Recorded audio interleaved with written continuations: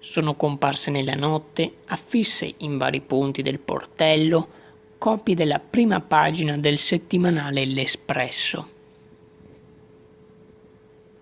La copertina è quella di domenica 17 giugno, che ha fatto discutere parecchio le parti per il messaggio portato. Nella foto si vedono raffigurati Abubarak Soumahoro, sindacalista di origine ivoriana che si batte per i diritti dei braccianti, e dall'altra il ministro dell'Interno Salvini.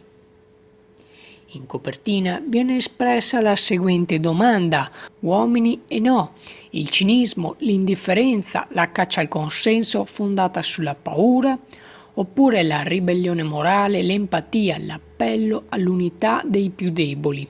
Voi da che parte state?